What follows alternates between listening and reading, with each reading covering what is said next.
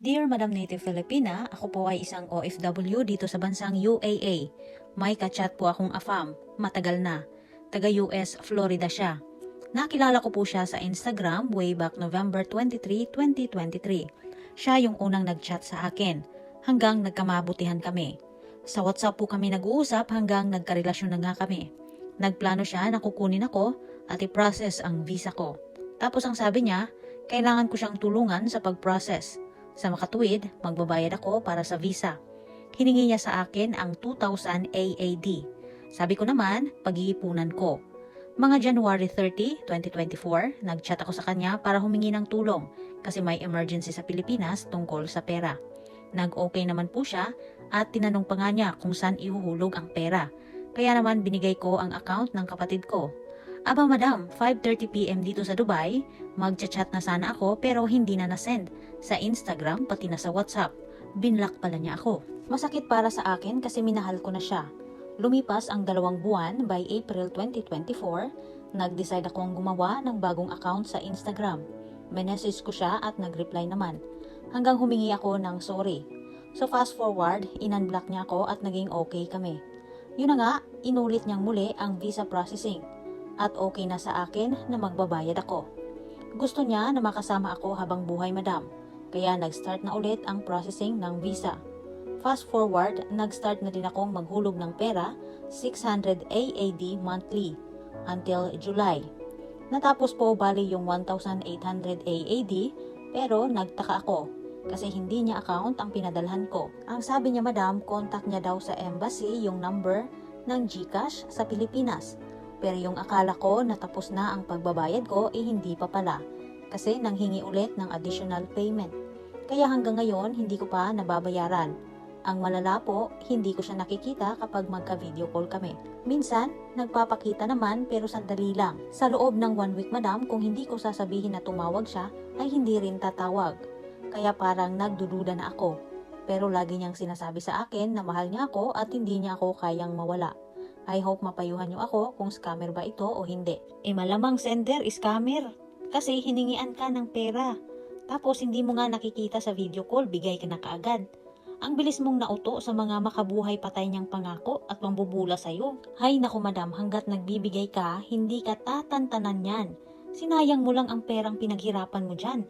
Napunta lang pala sa bulsa ng manluloko. Ikaw naman kasi, binlock ka na, hinabol mo pa. Ayan tuloy na pirahan ka.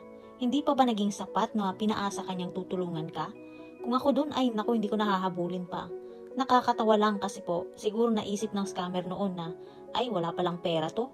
Mukhang mauunahan pa yata akong mascam dito ah. Sige nga, i-block ko na nga.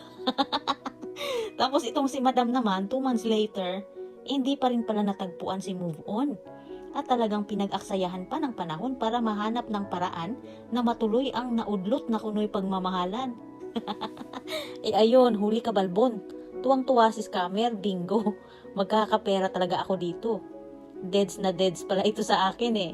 Siya na mismong lumapit para iskamin. Please lang mga madam, huwag na pong magpaloko.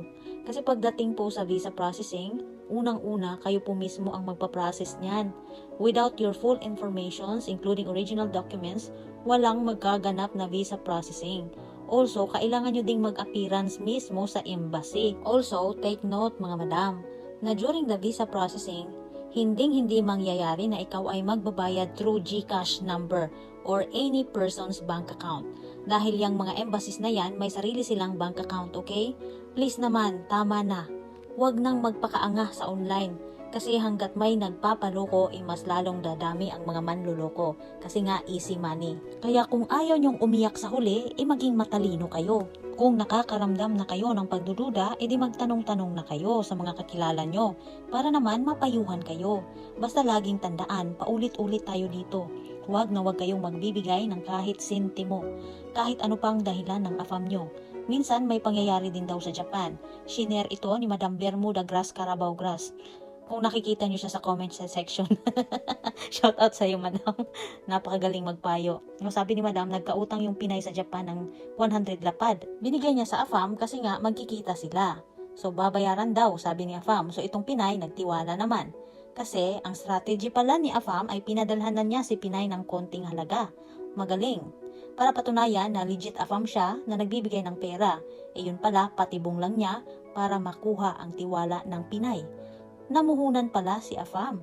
Ang ending, mas malaki ang nakulimbat niya kaysa sa kanyang pinadala kay Pinay. Kaya aral ito na kahit si AFAM mo nagbibigay ng pera, huwag pa din basta-basta magtiwala. Lalo na kung mas malaking halaga ang hinihingi niya kaysa doon sa perang na ibigay niya. So mga madam, sabihin nyo na lang diretsahan na wala kayong pera. Tapos ang usapan, nagkakaintindihan?